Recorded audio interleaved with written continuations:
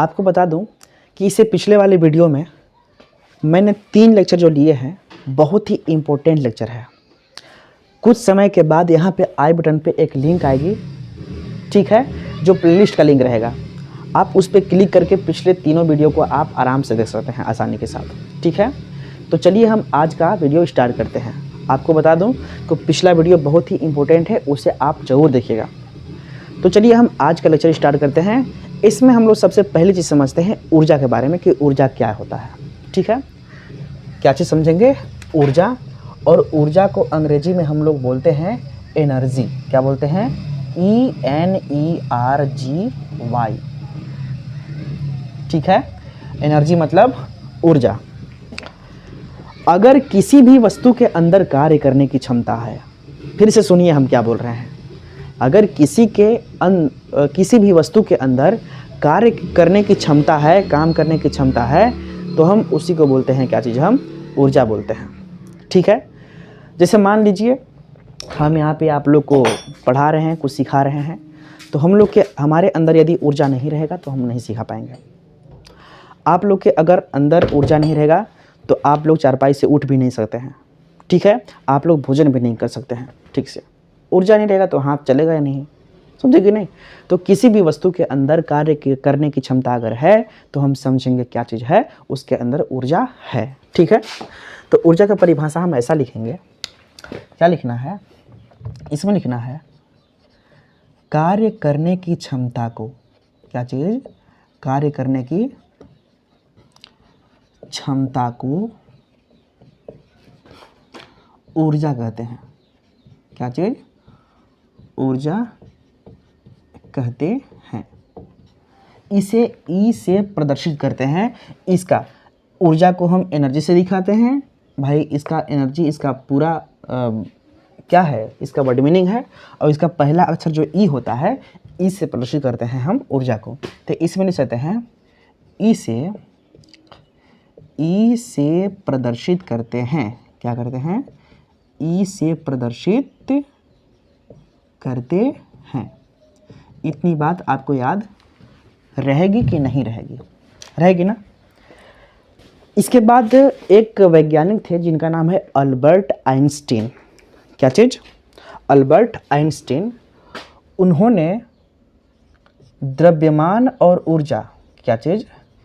द्रव्यमान व ऊर्जा के बीच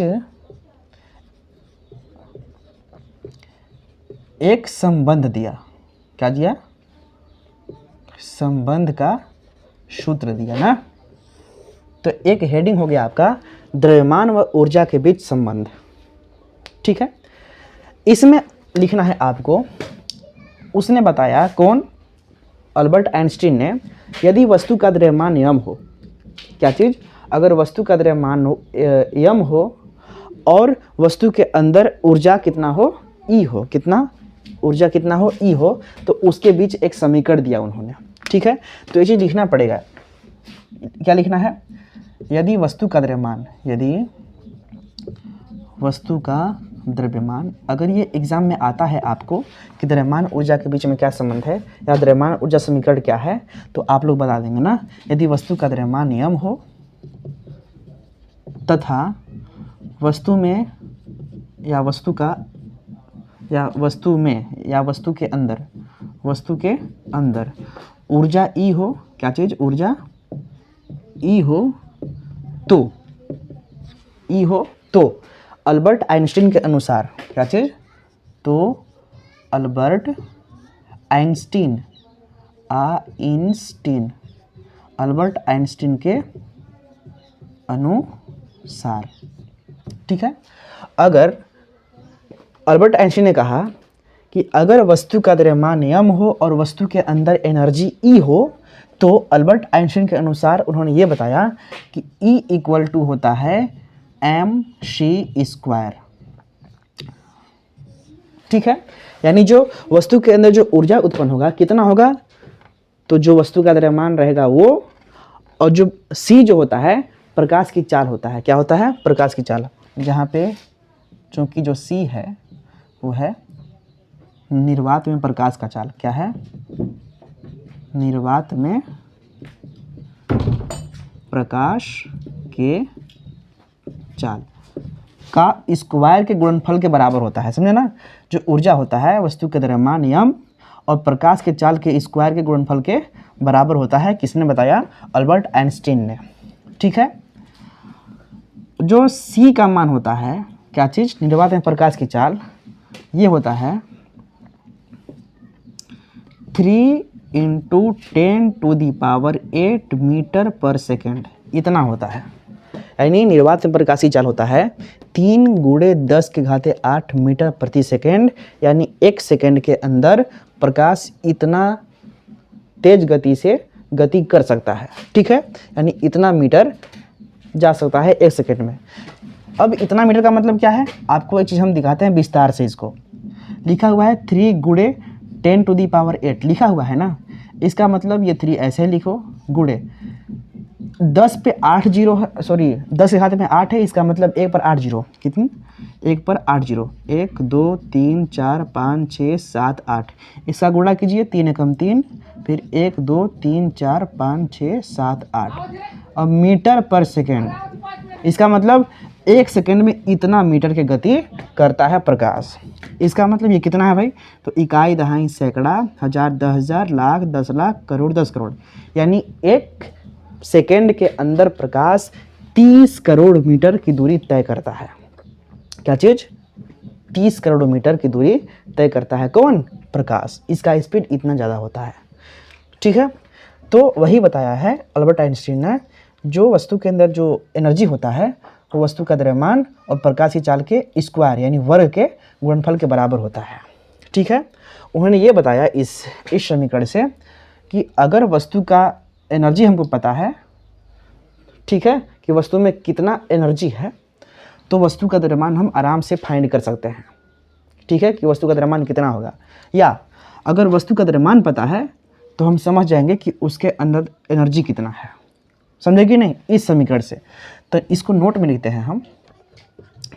ठीक है, क्या लिखते हैं कि उपर्युक्त समीकरण से, उपर्युक्त का मतलब जो समीकरण दिया हुआ है ना, लिखेंगे उपर्युक्त समीकरण से द्रव्यमान को एनर्जी में, किसमें? द्रव्यमान व एनर्जी को, द्रव्यमान व एनर्जी मतलब ऊर्जा को, किसको? ऊर्जा को एक दूसरे में परिवर्तित किया जा सकता है। ठीक है, एक दूसरे में परिवर्तित किया जा सकता है। क्या चीज़? किया जा सकता है ना। ये बहुत ही इम्पोर्टेंट टॉपिक है, ये क्लास 9 के सिलेबस का, ऊर्जा। इसके बाद में ये द्रव्यमान व ऊर्जा के बीच में क्या संबंध है, ये चीज़ ना। इसके बाद आपको समझाते हैं हम ऊर्जा के प्रकार। क्या चीज़? ऊर्जा के प्रकार, ऊर्जा के प्रकार यानी टाइप्स ऑफ एनर्जी। क्या चीज़? टाइप्स ऑफ एनर्जी, ये बताते हैं ना। सबसे पहली ऊर्जा होती है प्रकाश ऊर्जा। क्या चीज़? प्रकाश ऊर्जा। दूसरा है विद्युत ऊर्जा, विद्युत ऊर्जा। तीसरा है रासायनिक ऊर्जा।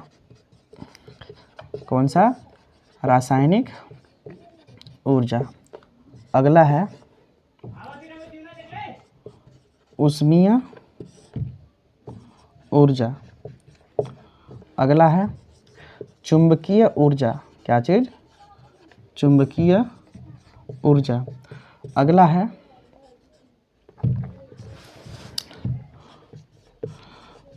गुरुत्वीय ऊर्जा, गुरुत्वीय ऊर्जा।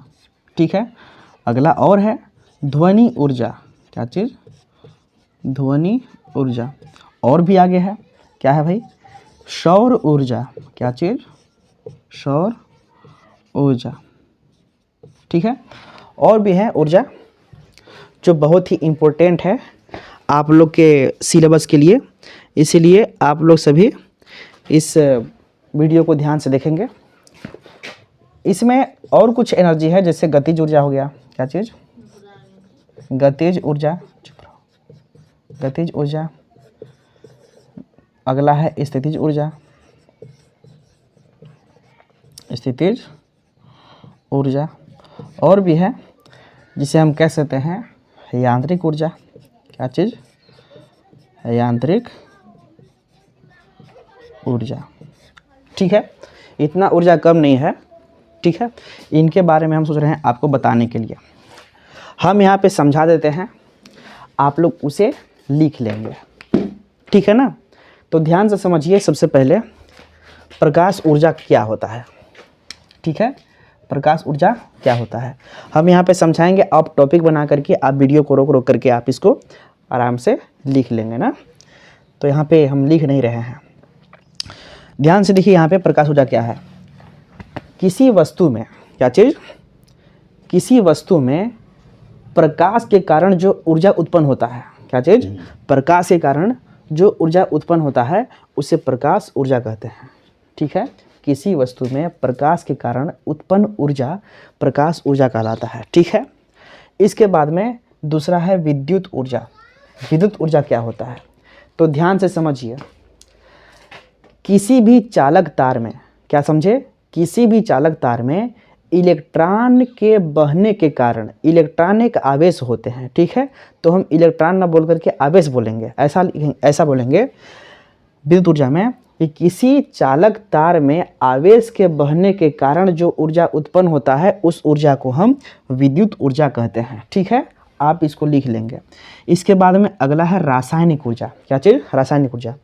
जब हम किसी वस्तु को जलाते हैं, ठीक है, जब हम किसी वस्तु को जलाते हैं तो उसके कारण, यानी वस्तु के जलने के कारण जो हमें ऊर्जा प्राप्त होगा तो वही ऊर्जा रासायनिक ऊर्जा कहलाता है। समझे कि नहीं? इसके बाद आता है ऊष्मीय ऊर्जा।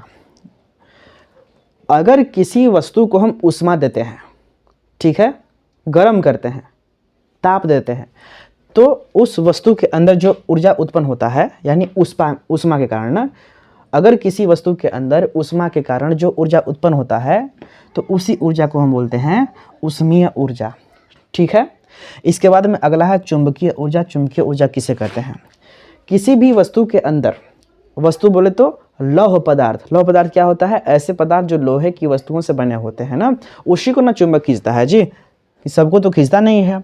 तो जो लोहे की बनी रहेंगी वस्तुएं उसे ही चुंबक खींच पाएगा। ठीक है, तो हम ऐसा कह सकते हैं चुंबकीय ऊर्जा में कि किसी चुंबक के कारण जब कोई लौह पदार्थ अपने ऊपर चुंबकीय बल का अनुभव करते हैं तो उसी ऊर्जा को बोलते हैं चुंबकीय ऊर्जा। क्या बोलते हैं? चुंबकीय ऊर्जा। आप ऐसे ही बोल सकते हैं इसको कि किसी वस्तु में उत्पन्न चुंबक के कारण जो ऊर्जा उत्पन्न होता है, या ऐसा बोल सकते हैं कि किसी वस्तु में चुंबक के कारण जो ऊर्जा उत्पन्न होता है उसे हम चुंबकीय ऊर्जा कहते हैं। ठीक है, इसके बाद गुरुत्वीय ऊर्जा क्या होता है ना, समझिए। पृथ्वी के गुरुत्वाकर्षण बल के कारण वस्तु के अंदर जो ऊर्जा उत्पन्न हुआ उसको हम बोल देंगे क्या चीज़ में? गुरुत्वीय ऊर्जा। जैसे मान लो इसमें तो अभी कोई एनर्जी नहीं है ना, ये स्थिति ऊर्जा इसमें है, इसलिए स्थिति में अपना चुपचाप है। लेकिन पृथ्वी जब बल लगाए इसके ऊपर तो इसमें गति करने का ये आ गया, गुण आ गया। ठीक ठीक ना? तो इस पृथ्वी के कारण, पृथ्वी के गुरुत्वाकर्षण बल के कारण जो वस्तु में ऊर्जा उत्पन्न होता है उसको हम बोलते हैं गुरुत्वीय ऊर्जा। अगला है ध्वनि ऊर्जा, है ना। किसी भी ध्वनि को एक स्थान से दूसरे स्थान तक जाने के लिए जो ऊर्जा चाहिए होता है उसी को बोलते हैं ध्वनि ऊर्जा। ठीक है, जिसे हमारा ऊर्जा, जिसे हमारा ध्वनि यहाँ से वहाँ जा रहा है, मान लीजिए आप तक पहुँच रहा है, तो जो ऊर्जा, जो हमारा ध्वनि एक स्थान से दूसरे स्थान तक गया तो वही ऊर्जा जो होता है ध्वनि ऊर्जा कहलाता है ना। यानी अगर ध्वनि को एक स्थान से दूसरे स्थान तक जाना है तो उसको जो ऊर्जा चाहिए वही होता है ध्वनि ऊर्जा। इसके बाद सौर ऊर्जा। तो सूरज के किरणों से प्राप्त ऊर्जा ना, क्या बोल रहे हैं? सूरज के किरणों से प्राप्त ऊर्जा ही सौर ऊर्जा कहलाता है। ठीक है, जो सूर्य होते हैं आसमान में, तो उनसे जो ऊर्जा प्राप्त होता है उनको हम बोलते हैं सौर ऊर्जा। ठीक है, इसके बाद गतिज ऊर्जा क्या होता है? तो किसी वस्तु के गति के कारण, ठीक है, अगर कोई वस्तु गति करता है तो उसकी गति के कारण जो उसमें एनर्जी है पहले से, उसको हम बोल देंगे गतिज ऊर्जा ना। यानी किसी वस्तु के गति के कारण जो ऊर्जा निहित होती है या संचित होती है, उसको हम बोल देंगे हम गतिज ऊर्जा। इसके बाद होता है स्थितिज ऊर्जा। इसको समझिए ना, किसी वस्तु के स्थिति को बनाए रखने के लिए, ठीक है, किसी वस्तु के स्थिति को बनाए रखने के लिए जो उसमें ऊर्जा होती है वही उसका स्थितिज ऊर्जा कहलाती है, ठीक है। इसके बाद में यांत्रिक ऊर्जा क्या होता है ना, तो ध्यान से देखिएगा, यांत्रिक ऊर्जा में दोनों ऊर्जा होते हैं, कौन कौन, गतिज ऊर्जा भी और स्थितिज ऊर्जा भी, ठीक है। या फिर ऐसे ही बोल सकते हैं कि यांत्रिक ऊर्जा किसे कहते हैं ना, इसको बोल सकते हैं किसी यंत्र को कार्य करने के लिए, क्या चीज़, किसी यंत्र को कार्य करने के लिए जो जिस ऊर्जा की आवश्यकता होती है उसी ऊर्जा को हम यांत्रिक ऊर्जा कहते हैं, ठीक है। किसी वस्तु को कार्य करने के लिए जिस ऊर्जा की आवश्यकता होती है उसी को हम यांत्रिक ऊर्जा भी कहते हैं। आपको एक चीज़ बताते हैं, जो यांत्रिक ऊर्जा होता है ये स्थितिज व गतिज दोनों प्रकार की ऊर्जा से मिलकर के बना होता है, समझे कि नहीं। अगर मान लीजिए, अगर मशीन चुपचाप खड़ा है, मशीन जो भी मशीन है आप चलाते हैं हैंडल से, तो अपना स्थिति में अगर वो चुपचाप है, कोई काम नहीं कर रहा है, अपना स्थिति में है चुपचाप शांति से, इसका मतलब वो स्थितिज ऊर्जा है उसके अंदर पहले से। अगर वो मशीन काम करना शुरू किया तो उसके अंदर गतिज ऊर्जा भी आ गया, क्या चीज़, गतिज ऊर्जा, समझे ना। तो जो ये यंत्र काम कर रहा है, यंत्र बोले तो मशीन, तो इसमें स्थितिज और गतिज दोनों ऊर्जा होते हैं ना। तो आज के वीडियो में हमने आपको बताया ऊर्जा क्या होता है, द्रव्यमान व ऊर्जा के बीच क्या संबंध है। इसके बाद में आपको बताया ऊर्जा के सही प्रकार, इसका सही परिभाषा। तो आप लोग को समझ में आया कि नहीं, आप लोग कमेंट के माध्यम से हमको बता सकते हैं, ठीक ना। और मिलेंगे लेक्चर नंबर 5 में नए टॉपिक के साथ में और बहुत ही इम्पोर्टेंट टॉपिक को लेकर के। इसीलिए हम चाहेंगे कि मैक्सिमम स्टूडेंट्स को इस यूट्यूब चैनल से जोड़ने का प्रयास कीजिए, ताकि हम लोग का यूट्यूब फैमिली और भी ग्रो हो सके और आपको बेहतरीन तरीके से और भी नए टॉपिक रिसर्च करके मैं पढ़ा सकूं या समझा सकूं, ठीक है। तो लेक्चर को देखने के लिए बहुत बहुत धन्यवाद। Thank you so much. Thanks for watching this video.